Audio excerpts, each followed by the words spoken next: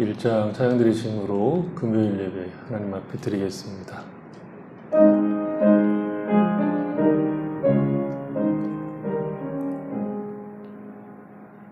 만복의 근원 하나님, 온 백성 찬송 드리고 저 천사여 찬송하세.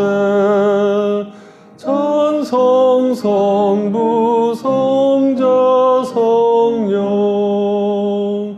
아멘.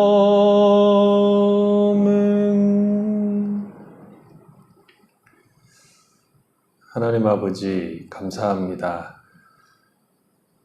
귀한 시간에 저희들이 함께 모여서 하나님을 찬양하고 경배할 수 있도록 우리를 불러주셔서 감사합니다. 저희들이 하나님 앞에 있사오니 우리의 마음에 있는 것들, 또 우리가 한 주간 동안 살아가면서 걱정하고 근심했던 것들, 우리의 부족한 것들 다 내려놓고 주 앞에 부름받은 인생이 누릴 수 있는 큰 특권으로서 마음껏 예배하는, 마음껏 주님을 찬송할 수 있는 귀한 시간 되도록 복을 내려주시옵소서. 우리 마음이 나누지 않고 하나님을 바라보는 복된 시간 되도록 축복해 주시옵소서. 예수님의 이름으로 기도했습니다. 아멘. 70장입니다. 찬송 70장.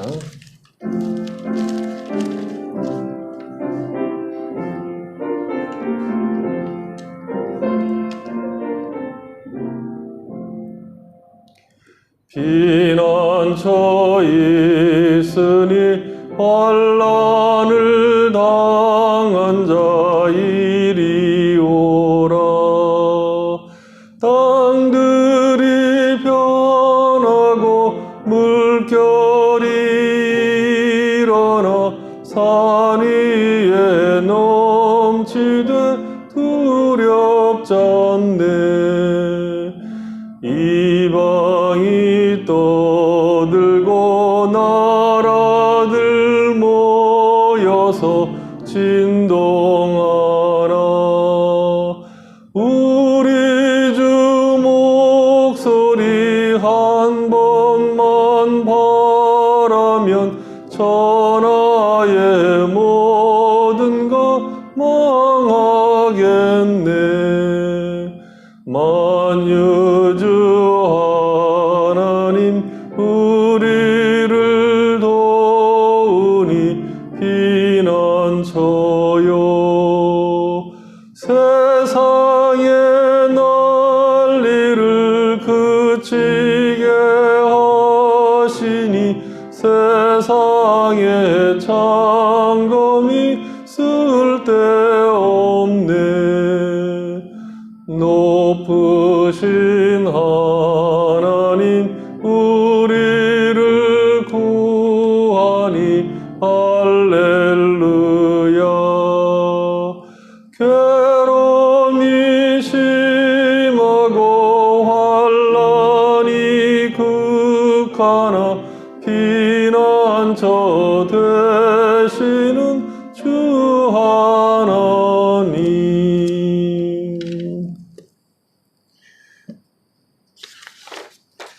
하이델베르그 유리문답 제126문입니다. 다섯째 강구는 무엇입니까? 우리가 우리에게 잘못한 사람을 용서해 준 것 같이 우리 죄를 용서해 주시고인데 이런 뜻입니다. 우리가 우리 안에 주의 은혜의 증거가 있어 우리가 마음을 굳게 먹고 우리의 이웃을 용서하는 것처럼 그리스도의 보혈을 보시고 우리의 모든 죄와 우리에게 언제나 붙어있는 사악함을 불쌍한 죄인인 우리에게 돌리지 마옵소서라고 기도하는 것입니다. 사도신경으로 신앙 고백 드리겠습니다. 나는 전능하신 아버지 하나님 천지 창조주를 믿습니다. 나는 그 유일하신 아들 우리 주 예수 그리스도를 믿습니다. 그는 성령으로 잉태되어 동정녀 마리아에게서 나시고 본디오 빌라도에게 고난을 받아 십자가에 못 박혀 죽으시고 장사된 지 사흘 만에 죽은 자 가운데서 다시 살아나셨으며 하늘에 오르시어 전능하신 아버지 하나님 우편에 앉아 계시다가 거기로부터 살아있는 자와 죽은 자를 심판하러 오십니다. 나는 성령을 믿으며 거룩한 공교회와 성도의 교제와 죄를 용서받는 것과 몸의 부활과 영생을 믿습니다. 아멘. 449장 설명드리겠습니다.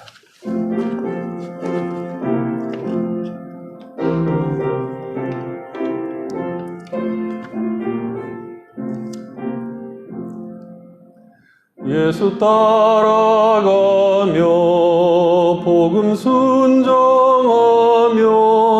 우리 행할 길 환하겠네. 주를 의지하며 순종하는 자를 주가 늘 함께 하시리라. 의지하고 순종하는 길은 예수 안에 즐겁고 복된 길이로다. 해를 당하거나 우리 고생할 때 주가 위로해 주시겠네. 주를 의지하며 순종하는 자를 주가 안위해 주시리라. 의지하고 순종하는 길은 예수 안에 즐겁고 복된 길이로다.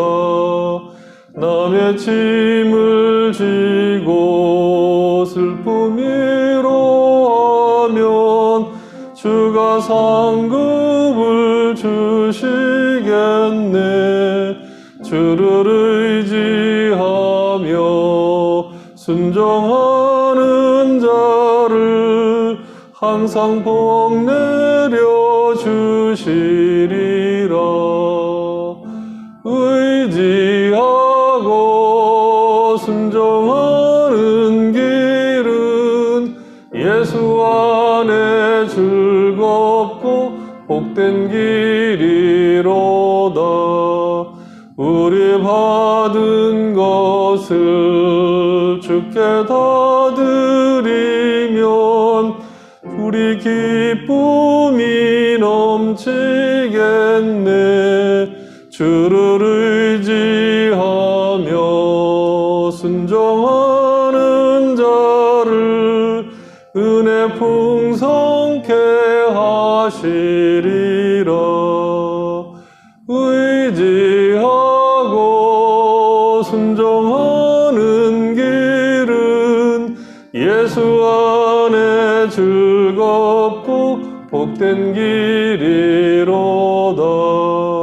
주를 힘입어서 말씀 잘 배우고 주를 모시고 살아가세.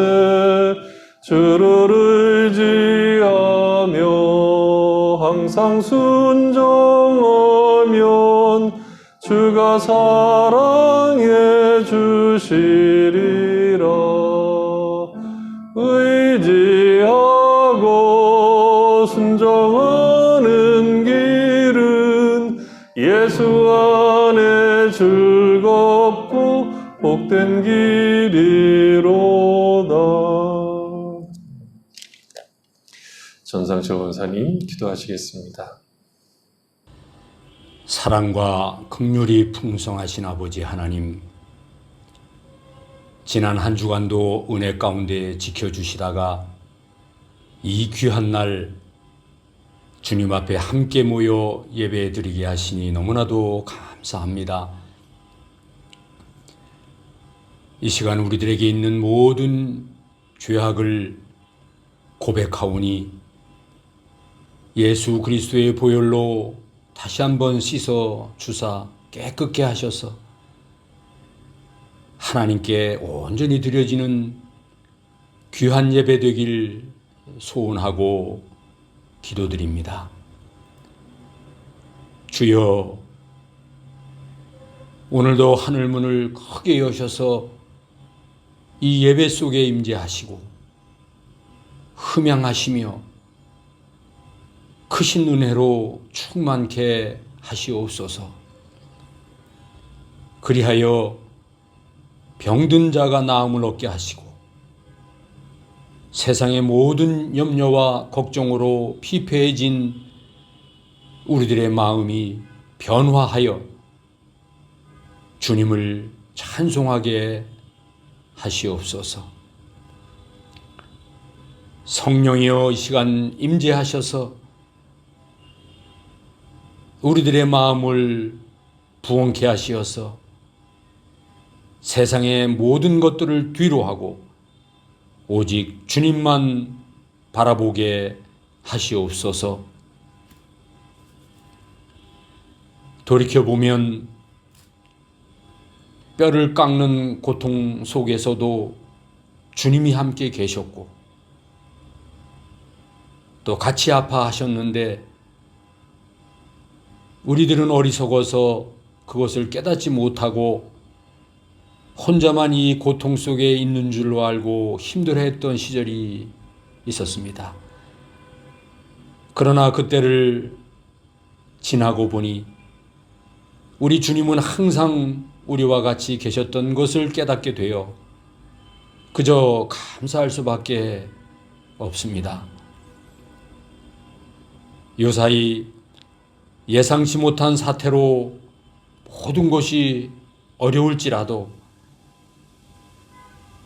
주님이 동행하심으로 이 또한 지나감을 깨닫게 하셔서 우리 모두가 범사에 감사하는 그러한 마음으로 이 어려운 때를 슬기롭게 넘길 수 있는 은혜를 허락하여 주시옵소서.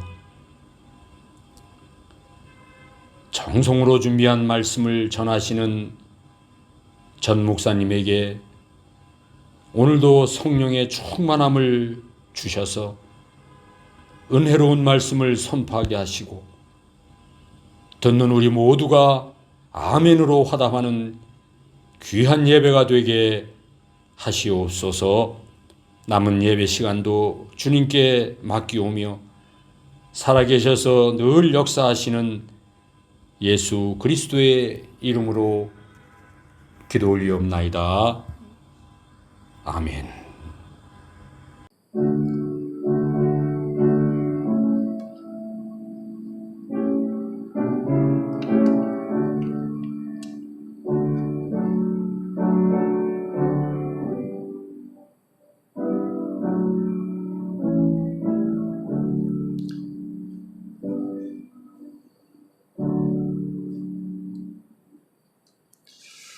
성경 말씀 에베소서 4장입니다. 에베소 4장 20절로 24절입니다. 20절로 24절 같이 읽어보겠습니다. 오직 너희는 그리스도를 그같이 배우지 아니하였느니라. 진리가 예수 안에 있는 것 같이 너희가 참으로 그에게서 듣고 또한 그 안에서 가르침을 받았을진데 너희는 유혹의 욕심을 따라 썩어져가는 구습을 따르는 옛사람을 벗어버리고 오직 너희의 심령이 새롭게 되어 하나님을 따라 의와 진리의 거룩함으로 지으심을 받은 새 사람을 입으라. 이 시간에 우리 김민준 집사님 찬양 읽겠습니다.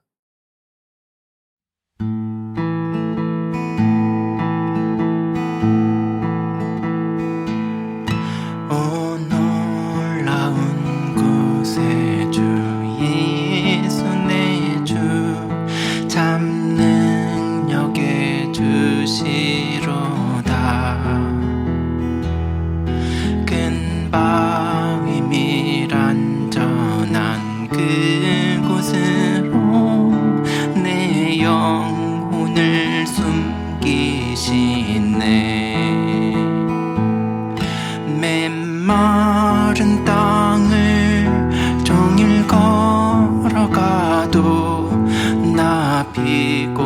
비곤치 아니하며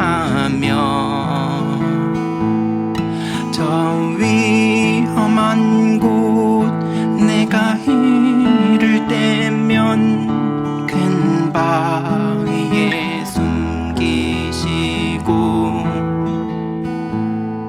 주 손으로 덮으시네.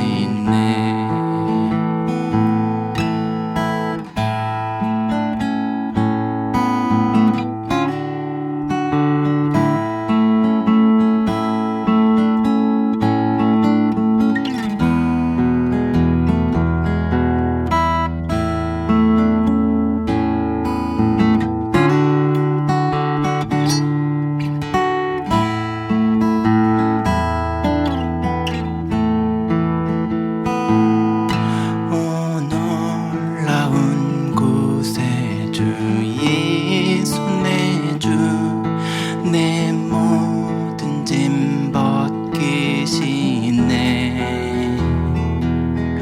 죄악에서 날 끌어올리시며 또 나에게 힘 주시네. 메마른 땅을 종일 걸어가도 나 비곤치 아니하며 저 위험한 곳 내가 이를 때면 큰 바위에 숨기시고 주 손으로 덮으시네.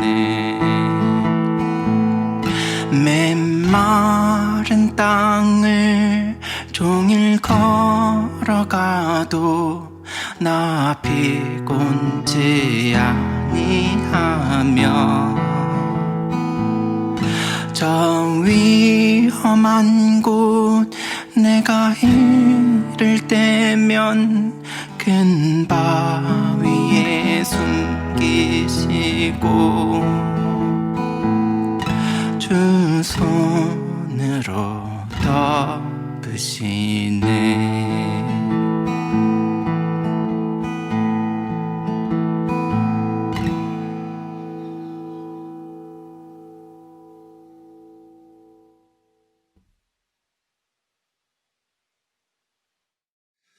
감사합니다. 기도하겠습니다.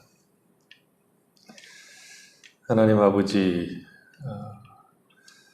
우리가 매 순간마다 하나님의 은혜 속에 있음을 확인하고 살아가도록 복을 주셔서 감사합니다. 벌써 수개월이 지났음에도 불구하고 그 터널이 보이지 않는 이런 상황 속에서도 하나님의 은혜 가운데 살아갈 수 있도록 힘을 주시고 믿음을 따라 우리의 삶을 바라볼 수 있도록 은혜를 주셔서 참으로 감사합니다. 하나님 우리 아버지, 우리가 발을 딛고 서 있는 곳이 우리를 가장 안전하게 만들어주고 우리의 산성이 아니라 하나님만이 우리의 산성이요 반석임을 저희들이 확인하며 살아갈 수 있도록 복을 주셔서 감사합니다. 하나님 우리에게 믿음의 눈을 더욱 뜨게 하셔서 하나님을 바라보고 힘을 얻게 하시고 참된 소망을 그리스도 예수 안에서 진리 안에서 날마다 얻으며 살아갈 수 있도록 복을 허락하여 주시옵소서. 이 귀한 시간에 저희들이 함께 모여서 예배드리고 또 말씀을 나눕니다. 말씀 속에서 우리에게 찾아오시는 하나님의 그 놀라우신 은혜를 맛보는 귀하고 복된 시간 되도록 은총을 베풀어 주시옵소서. 예수님의 이름으로 기도했습니다. 아멘. 17절에서 19절까지의 말씀은 예수를 믿지 않는 이방인들이 어떤 상태인가에 대한 묘사였죠. 그 다음에 20절부터는 그런 이방인들과 신자가 어떻게 다른가 하는 것들을 이제 묘사하기 시작하는 것이 20절 이후의 내용들입니다. 세번역 성경은 20절을 그러나 여러분은 그리스도를 그렇게 배우지 않았습니다. 이렇게 번역을 했습니다. 그러나 라고 함으로써 이방인과 신자들이 어떻게 극적으로 다른가를 이제 설명하고 있는 것이죠. 그들이 감각 없는 자가 되어 자신을 방탕에 방임하여 모든 더러운 것을 욕심으로 행하되 그러나 너희는 그리스도를 그같이 배우지 않았다 함으로써 극적인 대조를 하고 있는 것이죠. 이 10절의 그러나라는 말을 통해서 우리가 확인할 수 있는 이제 첫 번째 내용은 안심 그리고 감사 이런 것들이라고 볼 수 있습니다. 이방인의 삶은 그 마음에 허망한 것으로 행하는 삶이었죠. 그래서 허망과 방탕으로 열매를 맺게 됩니다. 의미와 목적과 가치가 전혀 없는 이제 삶이 예수를 안 믿는 사람들의 삶이라는 것이죠. 이방인들, 예수를 안 믿는 사람들이 성실하지 않다, 인생을 대충 산다 하는 뜻이 아니라 혹은 그들이 가치를 정하지 않았다거나 목적이 없다 하는 뜻이 아니라 그들의 삶이 하나님과 무관한 삶이기 때문에 바람에 나는 겨와 같다. 그렇게 말하는 것이죠. 사실 모든 인생들은 눈물이 날 정도로 힘에 겹도록 자신의 삶을 살아갑니다. 그러나 그럼에도 불구하고 이방인의 삶이라고 하는 것은 총명이 어두워졌고 무지하고 마음이 굳어짐으로 인해서 하나님의 생명에서 떠난 상태라는 것입니다. 그래서 허망하고 방탕한 인생으로 열매를 맺는다 하는 것이 이제 성경이 하는 이야기죠.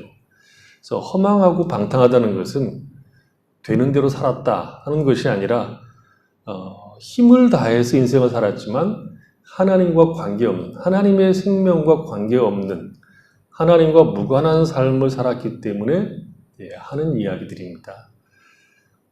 여러 번 비유를 얘기했지만 학생이 학교를 성실하게 가지만 학교에 가기만 하지 공부하지 않을 때는 낭비하는 것이고 방탕한 것이다. 그렇게 보는 것이죠.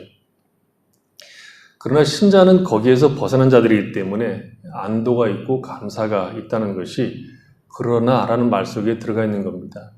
이제 생명이 있고 가치와 보람을 만들어낼 수 있는 자리에 들어갔다는 것이죠. 그래서 이 그러나라는 말을 통해서 우리가 안심과 감사가 있게 된다는 것은 신자는 어떤 급격한 변화를 이루었다, 변화를 겪었다 하는 것을 이제 암시합니다.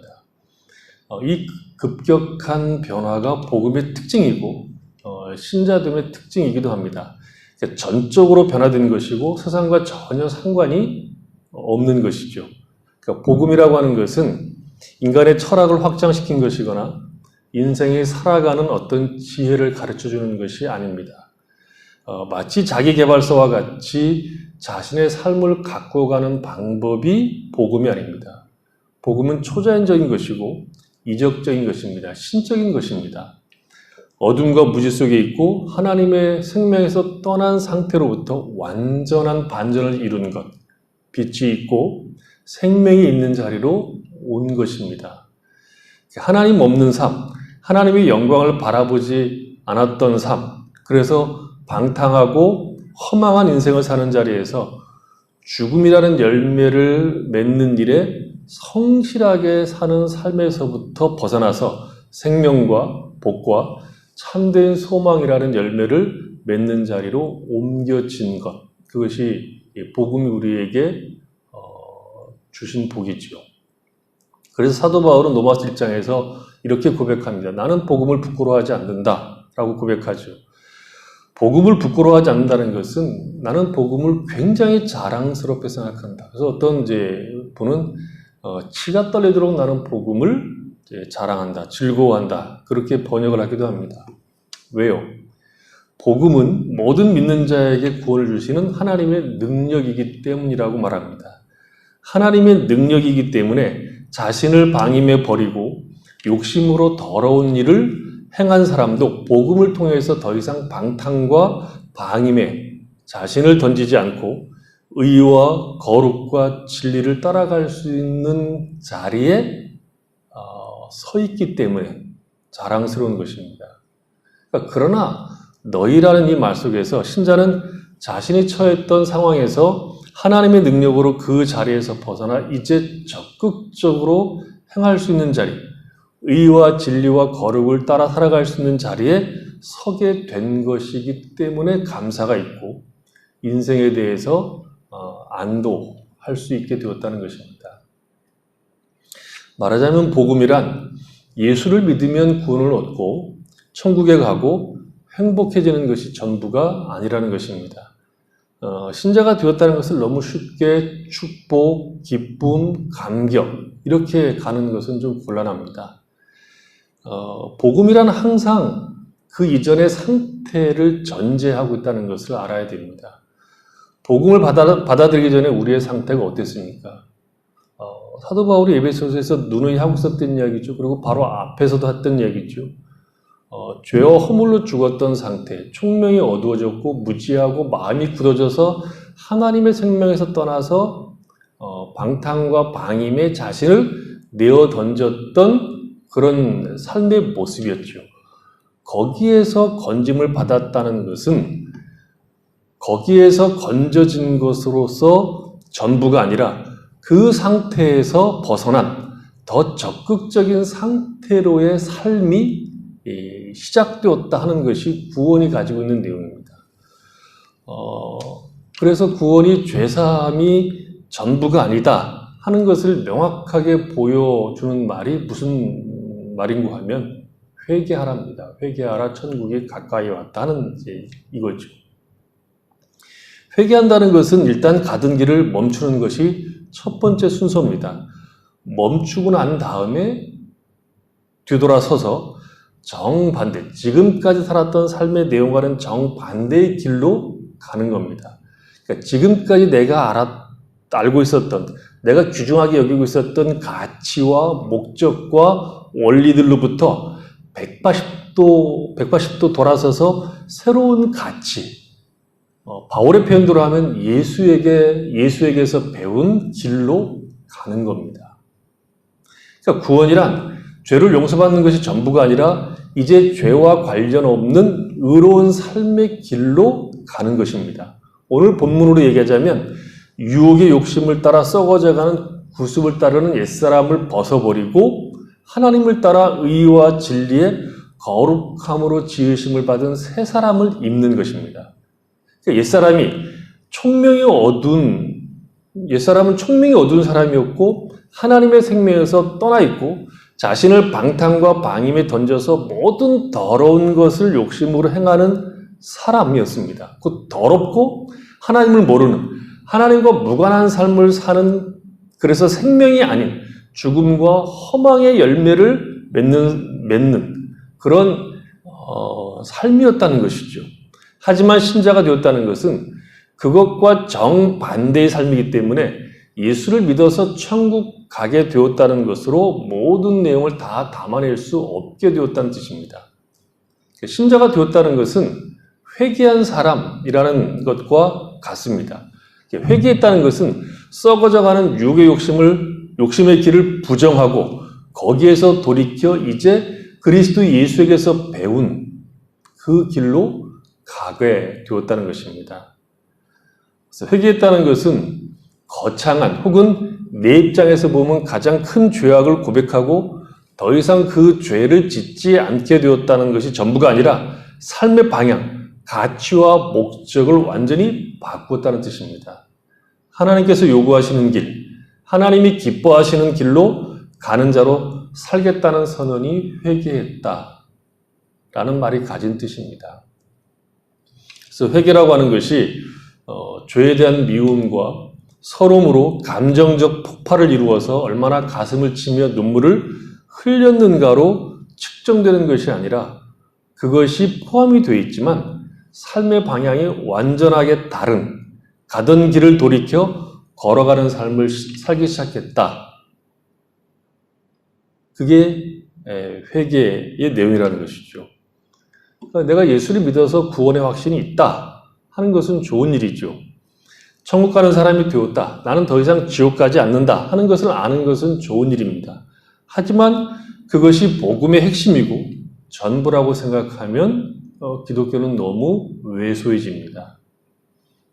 예수 믿으면 지옥 가지 않고 천국 간다 하는 말은 맞는 말이죠. 그러나 그거 하나만 붙들고 있다는 것은 기독교를 대단히 가난하게 만든다는 것이죠. 오늘 그릴 때 중심점을 찍고 한 바퀴 돌리면 이제 원이 생기죠. 그 다음 원을 그릴 때도 같은 중심점을 찍으면 똑같은 원이 이제 생겨서 겹치게 되죠. 그러나 똑같은 중심을 찍기는 했는데 반지름이 10m짜리에서 10cm로 줄여서 원을 만든다고 하면 같은 원의 중심이긴 하지만 크기와 넓이가 완전히 축소가 되죠. 예수 믿으면 지옥 가지 않고 천국 간다는 것은 그것 하나로 기독교를 붙들고 앉아있으면 반지름을 완전히 축소시킨 것과 같습니다. 마치 그것으로 기독교를 다 설명하는 것처럼 떠버리고 있다고 하면 기독교가 가지고 있는 풍성함, 구원이 가지고 있는 영광을 놓치게 된다는 것이죠. 복음이란 항상 죄에서 벗어나 의와 거룩과 진리로 나가는 겁니다. 어둠에서 벗어나 빛 가운데로 걸어가야 하는 것이 복음입니다. 죽음의 자리에서 벗어나 새 생명 가운데서 살아가는 것이 복음입니다. 복음은 천국 간다는 것이 전부가 아니라 천국에 어울리는 사람이 되는 것까지가 복음의 내용입니다. 로마서 6장 10절에 보면 바울이 이런 얘기를 합니다. 로마서 6장 10절인데 그가 죽으심은 죄에 대하여 단번에 죽으시며 그가 살아계심은 하나님께 대하여 살아계심이니 이와 같이 너희도 너희 자신을 죄에 대하여는 죽은 자요 그리스도 예수 안에서 하나님께 대하여는 살아있는 자로 여길지어다. 그러므로 너희는 죄가 너희 죽을 몸을 지배하지 못하게 하여 몸의 사욕에 순종하지 말고 또한 너희 지체를 불의의 무기로 죄에게 내주지 말고 오직 너희 자신을 죽은 자 가운데서 다시 살아난 자 같이 하나님께 드리며 너희 지체를 의의 무기로 하나님께 드리라. 그렇죠? 이것이 복음입니다. 죄가 우리 죽을 몸을 지배하지 못하게 하고 우리 몸, 우리 지체를 불의의 무기로 드리지 않는 것뿐만 아니라 우리 자신을 하나님께 드리고 우리 지체를 의의 무기로 드리는 것까지가 성경이 설명하고 있는 구원이고 복음입니다. 복음이란 우리를 어디에서 건진 것이 전부가 아니라 건져서 하나님의 사람으로, 하나님이 기뻐하시는 사람으로, 다른 말로 표현하면 멋있는 사람, 근사한 사람이 되는 것까지가 우리를 건진 이유이고 복음이 포함하고 있는 내용입니다. 자주 얘기했지만 종되었던 애굽에서 탈출한 것이 구원의 전부가 아닙니다. 출애굽의 목적은 가나안 땅에 들어가서 하나님과 함께 사는 것입니다.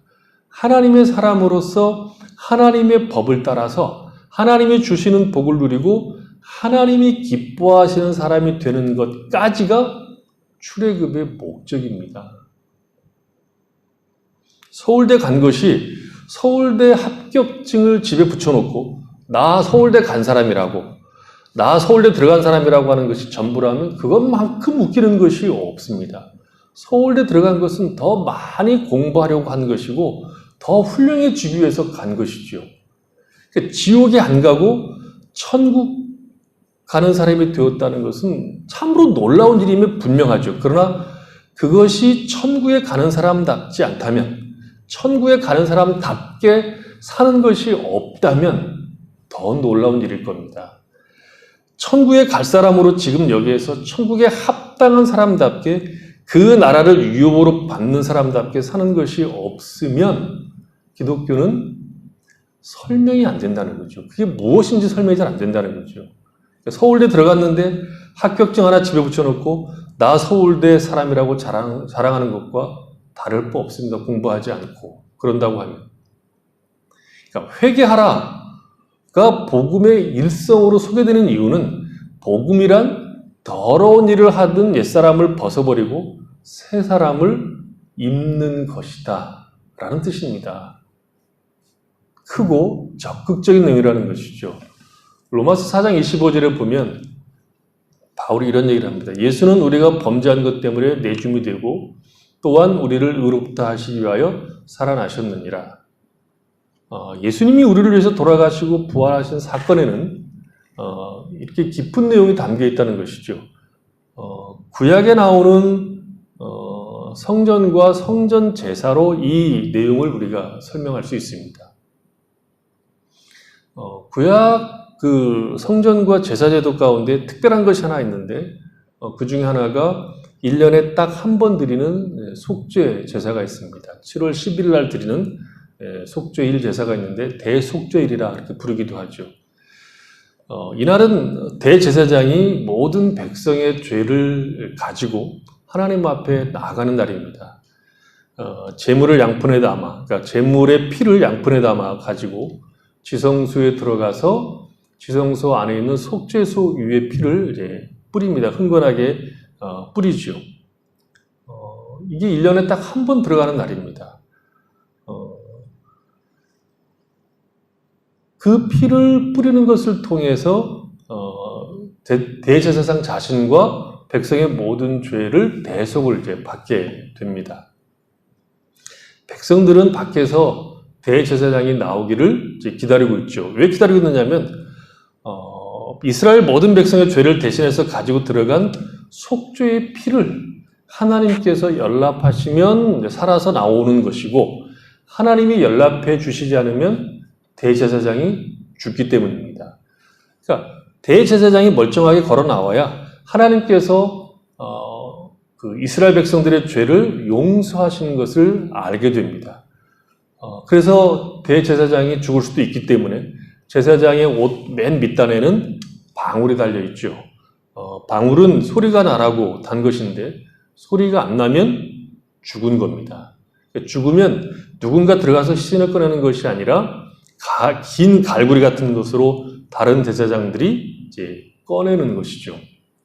그러니까 대제사장이 살아나온다는 것은 굉장히 중요한 문제입니다. 살아나오지 못하면 백성의 죄를 속하여 주지 않았다는 것이 되기 때문에 그렇죠. 살아오면 하나님께서 제사장과 백성들의 죄를 사해 주셨다는 것이 됩니다. 하나님께서 그들의 죄에 대한 마땅한 죄값을 받으시고 이 사람들은 이제 죄 없이 되었다는 뜻이 됩니다. 지금 그리스도 예수께서 우리들을 위해서 돌아가신 것만이 아니라 의롭다 하기 위해서 살아나셨다고 말하는 겁니다. 예수님은 우리의 죄값을 지불하신 것만이 아니라 이제 우리가 의롭다 하시기 위하여 살아나셨다는 것입니다. 그래서 로마서 6장 14절에는 이것을 이렇게 연결합니다. 그러므로 우리가 그의 죽으심과 합하여 세례를 받음으로 그와 함께 장사되었나니 이는 아버지의 영광으로 말미암아 그리스도를 죽은 자 가운데서 살리심과 같이 우리로 또한 새 생명 가운데서 행하게 하려 함이라. 죄에서 건졌다. 우리의 죄값을 다 지불했다는 말이 가지고 있는 적극적인 의미는 이제 새 생명 가운데 사는 자가 되었다 하는 것입니다. 아주 큰 통나무 같은 거 하나를 어떤 사람이 태우고 있었습니다. 그것을 지나가던 조각하는 분이 우연히 그 통나무를 본 것이죠. 그래서 재빨리 타고 있던 원목을 그 조각하시는 분이 꺼냈습니다. 그리고 그 흘린 부분을 깨끗이 다 닦아냈습니다. 그리고 난 다음에 그 나무를 보자마자 떠올랐던 영감대로 조각가는 끌을 가지고 아주 멋있는 조각 작품을 만들어냈습니다. 나무를 꺼낸 것이 전부가 아니라 그 나무를 가지고 다듬고 끌을 가지고 조각을 해서 조각품을 만든 위에서 불에서 꺼낸 것이죠. 하나님께서 우리를 죄 가운데서 꺼내신 것은 죄 가운데서 죽게 되었고 벌을 받게 된 자리에서 벗어나게 하는 것이 전부가 아니라 조각가가 불에 탄 나무를 가지고 조각품을 만들듯이 이제 우리를 본래 하나님의 형상대로 지음을 받은 그의 의로움과 거룩하심을 본받아 영광스러운 존재로 존귀와 영광으로 관을 씌운 하나님의 작품으로 만들기 위해서 꺼낸 겁니다. 그것이 구원입니다. 꺼낸 것이 놀라운 사건인 것이 분명하죠. 출애굽이 얼마나 장엄한 사건입니까? 놀랍죠. 그러나 더 놀라야 되는 것은 왜 꺼냈느냐를 아는 겁니다. 약속의 땅에서 풍성하게 살게 하신 것이 훨씬 더 놀라운 겁니다. 약속의 땅에서 하나님의 말씀을 듣고 하나님의 백성으로 사는 것이 더 경이로운 일입니다. 새 생명 가운데 행하도록 하기 위해서 우리를 꺼낸 거죠. 죄에서 벗어난, 어둠에서 벗어난 사람이 얼마나 멋있는 사람이 되는가를 보이기 위해서 우리를 꺼낸 겁니다. 허망하고 방탕할 수밖에 없는 자리에서 우리를 꺼낸 것은 이제 생명과 복과 진리로 열매를 맺는 자리로 가도록 하기 위함입니다. 우리가 가던 길, 우리의 욕심이 전부이던 길, 우리의 생각대로만 살았던 그 길에서 은혜로 우리가 돌이켜 이제 하나님이 원하는 거룩과 생명의 길로 가는 것이 구원입니다. 우리는 옛날에 우리의 욕심에 이끌려서 방탕과 타락한 모든 비참한 길, 하나님 없는 삶 외에는 아는 것이 없었는데 이제는 하나님을 알고 하나님을 기뻐하는 자로서 세상에서 빛과 소금으로 살며 생명을 가진 자로서 살고 내 욕심이 아닌 진리를 따라 사는 자로서 살아가도록 우리가 부름을 입은 것이기 때문에 놀라운 겁니다. 그래서 구원은 사실은 두 번 놀라게 됩니다. 하나는 우리가 죄에서 건짐받았다는 것에서 놀라죠. 놀라고 그 다음에 놀라는 것은 우리가 그렇게 건짐을 받은 자로서 하나님이 어떤 목적과 목표를 가지고 우리의 인생을 간섭하시는가, 어떤 사람을 만드는가 하는 것을 확인하는 것으로 또 놀라는 겁니다.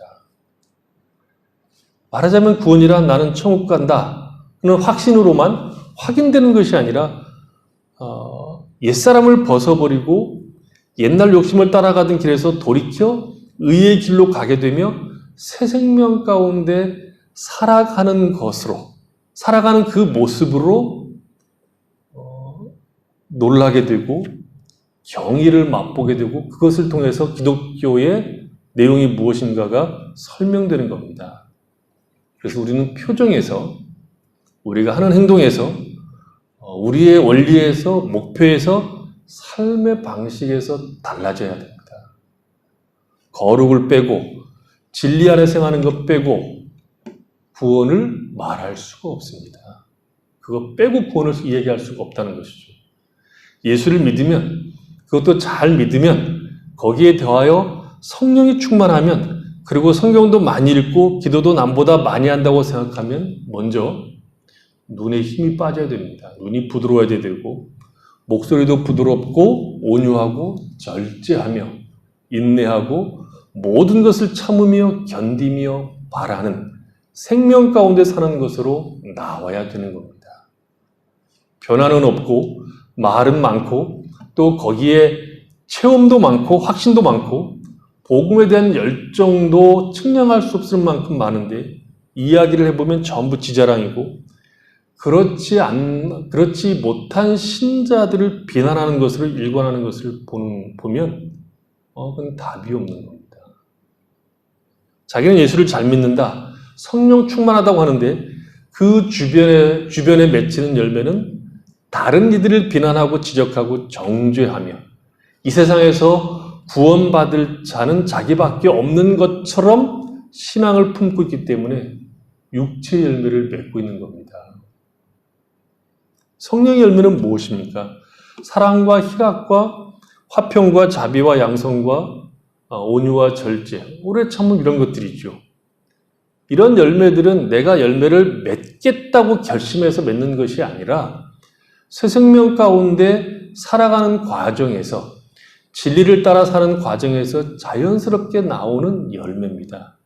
특별하게 애를 쓰고 기도해서 한순간에 얻어내는 것들이 아니라 신자로 부름을 입은 자로 살아가는 삶에서 만들어지는 열매입니다. 어디 가서 10일 금식하고 소위 말하는 성령 체험을 해야 맺어지는 것이 아닌 우리를 부르신 그 부르심에 합당한 자로 살아가는 자리에서 나오는 것입니다. 이것이 분명하지 않기 때문에 이 자리로 부르심을 입은 것을 모르기 때문에 신자로 살면서도 만족이 없고 기쁨도 없고 소망이 없는 겁니다. 예수를 믿어도 세상이 허무하고 마음이 공허하고 어디 마음 붙일 곳이 없는 이유입니다. 왜 우리가 치열하게 기도하지 않습니까? 매일매일 하나님의 인도하심 속에서 하나님의 사람으로 살아가지 않기 때문입니다. 매일 하나님을 거역해야 되는 사건들만 있고 판단하고 결정해야 되는 일들을 하나님 편에서 결정하고 반응해야 되는데 이 일이 쉽지 않기 때문에 신자들은 기도할 수밖에 없습니다. 이 문제를 어떻게 풀어야 합니까? 이 문제에 대해서 내가 어떻게 해야 됩니까? 하는 것이 우리의 기도여야 됩니다. 우리가 사는 자리, 우리가 신자로 살아가는 현실, 그리고 거기에서 신자다운 삶이 무엇인가를 알고 사는 것이 없으면 사실 우리 인생에 그렇게 중요한 기도 제목이 별로 없습니다. 민족을 위해서 기도하는 것, 국가를 위해서 기도하는 것 중요하죠. 하지만 오늘 내가 신자로 부름을 입은 자리, 새 생명 가운데 살아가야 하는 자리가 어떠함을 알고 기도하는 것보다 덜 중요합니다. 늘 이야기하지만 우리나라가 잘 살았으면 좋겠고 정치하는 양반들이 입으로만 털지 않고 제대로 했으면 좋겠습니다. 부국하고 강병한 나라가 되었으면 좋겠습니다. 그러나 그것이 그렇게 중요한 기도 제목입니까? 나라가 잘 살면 우리가 예수님을 더 잘 섬기게 될까요? 아닐 겁니다. 잘 살게 되면 나가서 놀다가 죽을지도 모릅니다.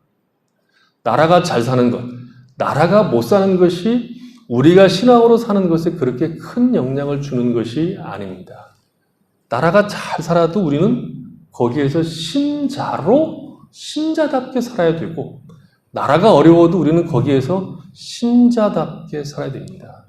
그래서 이런 얘기를 하는 거죠. 의인은 믿음으로 삽니다. 의인은 믿음으로 삽니다. 어떤 경우에도 예수를 믿는 사람들은 믿음으로 삽니다. 예수 믿기 좋은 환경, 예수 믿기 나쁜 환경 없습니다. 우리는 어떤 경우에도 신자로 살아내야 되는 겁니다. 그래서 신앙으로 사는 것은 잘 살아도 치열할 수밖에 없고 못 살아도 치열할 수밖에 없는 내용을 담고 있습니다. 예수 믿는 우리가 편안하다, 평강하다 하는 것은 주님과 내가 맺고 있는 관계, 그리고 그 관계 속에서 내 운명이 결코 망하지 않는 것 때문에 오는 평강이지요. 그러나 신앙으로 사는 삶의 현실은 치열합니다. 체중을 따라서 시합하는 선수들이 있죠. 체중 관리를 해야 되는 사람들이 있습니다. 권투, 유도 이런 사람들은 체중 관리가 굉장히 중요합니다. 그러니까 시합이 다가오면 자기 체급에 맞는 몸무게를 확보하지 않으면 굉장히 어렵습니다. 그래서 이틀밖에 안 남았는데 2kg가 오버됐다. 그러면 비상이죠.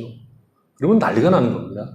매일 뛰고 사우나 가서 땀 빼고 물만 먹고 그래도 체중이 잘 안 빠지면 뭐하죠? 몸을 쥐었다듯이 몸을 비틀어서 땀을 다 빼죠. 별짓 다 해서 안 빠지면 어떻게 합니까?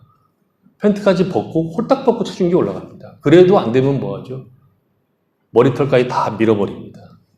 몇 그램이라도 줄이려고. 그렇게 치열하게 하고 난 다음에 시합에 가는 거죠.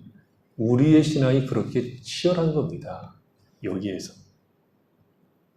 신앙으로 산다는 것은 우리의 욕심을 따라 사는 길이 아니라 그리스도를 배우는 길이기 때문에 기도해야 되고 힘을 기울여야 됩니다. 온 마음을 기울여 하지 않으면 안 되는 길로 우리가 들어선 겁니다. 무슨 유람을 가듯이 유유자적하게 사이다 먹고 늘 트름하고 시원하다고 말하듯이 걸어갈 수 있는 길이 아닙니다. 설교역전 한번 읽어보십시오. 싸우고 또 싸우고 실패하고 일어나서 또 가고 하는 길입니다. 다윗처럼 이겼다가 엎어졌다가 노래하다가 회개하면서 가는 길입니다. 신자가 되었다는 것은 새 생명 가운데 행하는 길로 들어선 겁니다. 전혀 다른 사람이 되었습니다. 그것이 신자의 영광이고 책임이고 복이고 감사인 겁니다. 그리고 안심인 거죠. 거룩한 길을 간다는 것은 놀라운 일이고 신기한 일입니다. 죽음의 세로나 생명을 얻는 것보다 더 신기한 일이 어디 있습니까? 우리가 거룩한 길로 갈 수 있다는 것은 경이로운 일입니다. 그 자리로 초대받은 겁니다.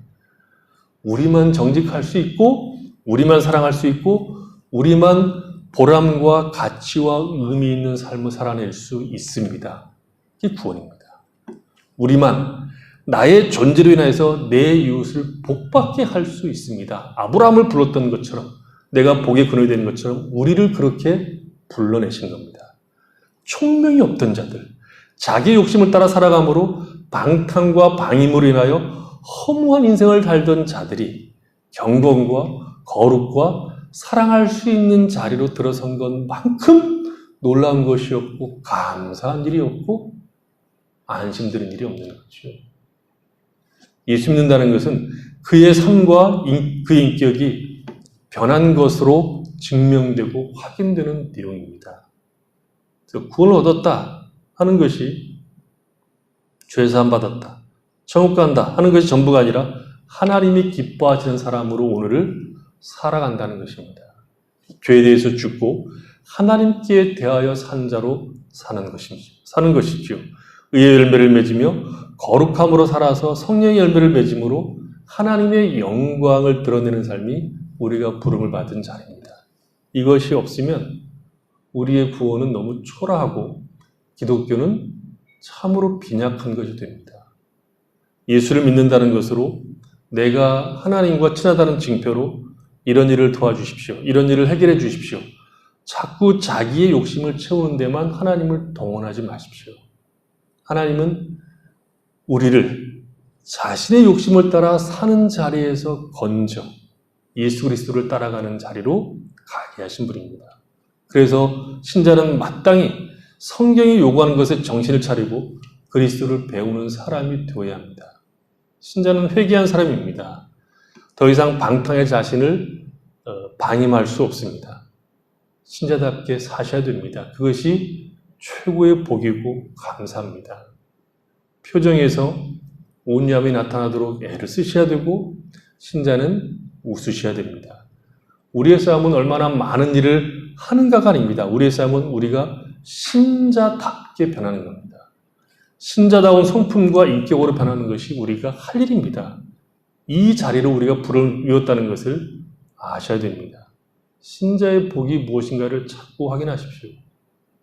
더럽고 추악한 열매 없는 방탕과 방임하는 자리에서 벗어났을 뿐만 아니라 그리스도를 배움으로 말미암아 진리와 생명과 영광과 가치와 보람을 만들어낼 수 있는 자리로 우리가 온 겁니다. 그게 우리를 부르신 구원의 내용이고 하나님께서 우리에게 허락하신 복입니다. 그것이 지금 그러나 이제 너희는 그리스도를 그같이 배우지 아니했다 하는 말 속에 들어있는 말입니다. 전류역정을 보면 순례자가 허영의 시장이라는 곳을 이제 지나가게 됩니다. 허영의 시장은 인간이 탐하는 모든 것들이 다 있는 곳입니다. 집, 토지, 지위, 명예, 진급, 국가, 왕국, 향락, 진주와 보석, 행복, 기타 등등 인간이 탐할 수 있는 모든 것들이 거기에 질비하게 진열되어 있고 그것을 파는 곳이 허영의 시장입니다. 순례자가 이 허영의 시장에 들어가서 눈길도 주지 않습니다. 눈길도 주지 않고 허영의 시장을 지나가죠. 그래서 허영에 있는 시장 사람들이 이 순례자를 보고 화를 냅니다. 화를 내는 이유가 세 가지인데 첫째는 입은 옷이 시장 사람들과 완전히 달랐습니다. 시장 사람들과 다른 옷을 입었는데 그건 그리스도의 의의 옷이죠. 그리고 말도 달랐습니다. 그들이 하는 말은 가나안 방언이 아니라 하나님께서 허락하시는 성령께서 주시는 거룩한 말이었죠. 말도 달랐습니다. 그리고 그들은 결정적으로 허영의 시장 사람들이 분노케 하는 것은 그들이 지내려놓은 그 멋진 상품들을 경시했습니다. 쳐다도 안 봤습니다. 우리가 그렇게 부름을 입은 자들입니다. 이 세상에서 하나님께서 우리를 부르셔서 세상과 전혀 다른 길로 갈 수 있는 예수를 믿어서 그리스도 예수를 배움으로 맺어질 수 있는 열매를 맛볼 수 있는 자리로 우리가 온 것인 것을 알고 이 놀라운 신자의 복을 놓치지 않고 감사하고 그리고 신자다움으로 우리가 복을 누리는 그런 성도들이 되시기를 바랍니다. 기도하겠습니다.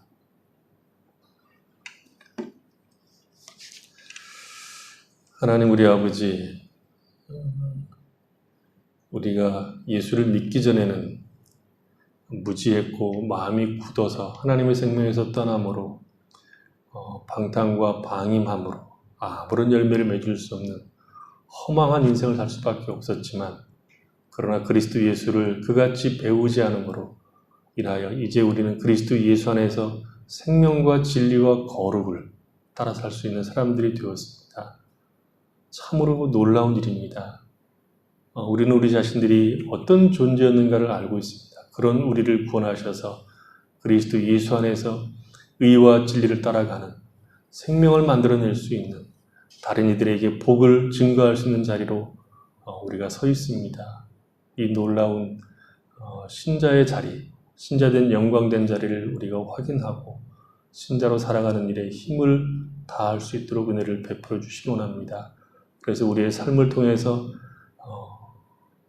하나님을 믿는 사람들이 가지고 있는 삶이 얼마나 풍성한지, 얼마나 복된 건지, 얼마나 영광스러운 건지를 드러내며 우리가 또 그 안에 살아가는 복을 누리며 살 수 있도록 은혜 베풀어 주시옵소서.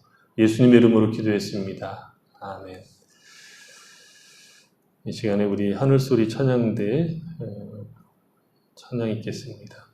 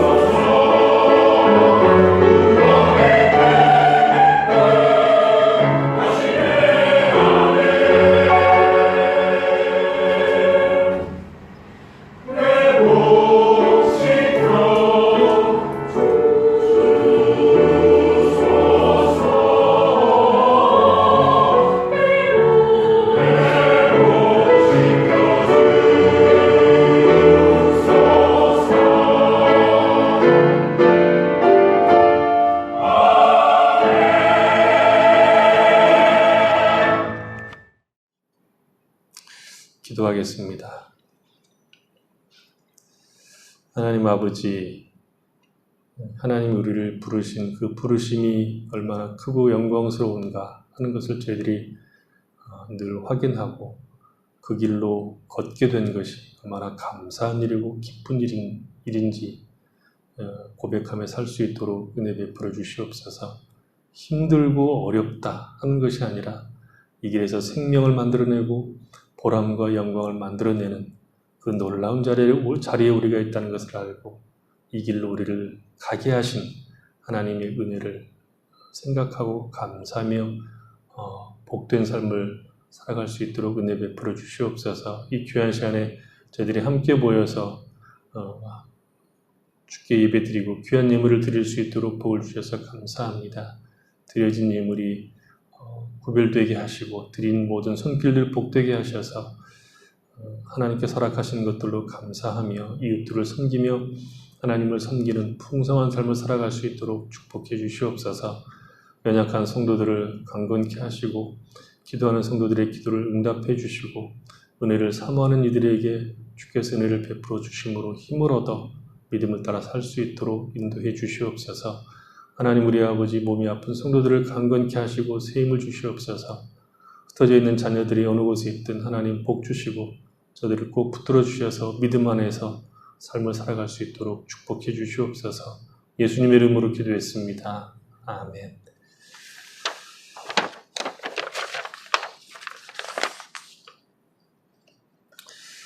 여러분 많이 계속 기도해 주시기 바라고요.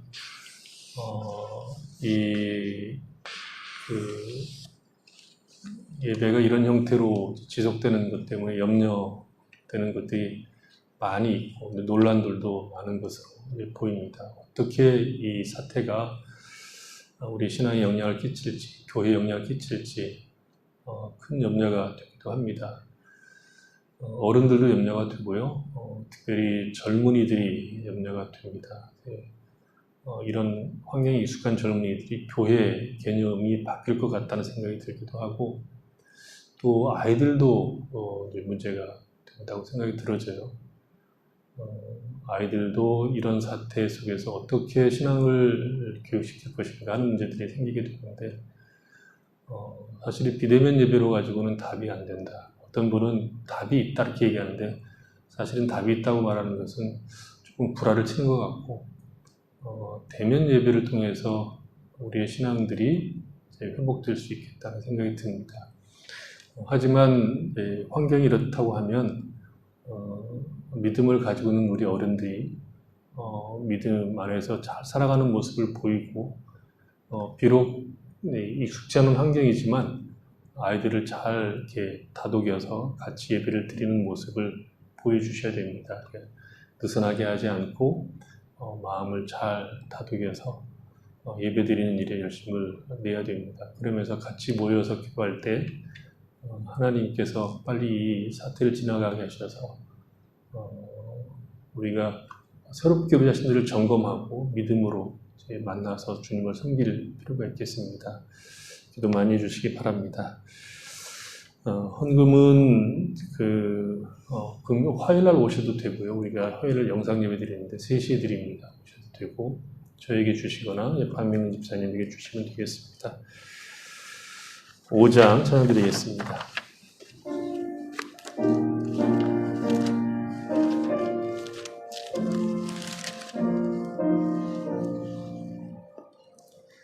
이 천지간 만물들아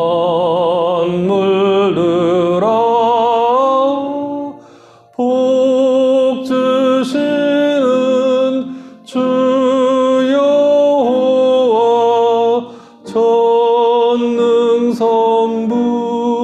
성자 성령 찬송하고 찬송하세. 아멘.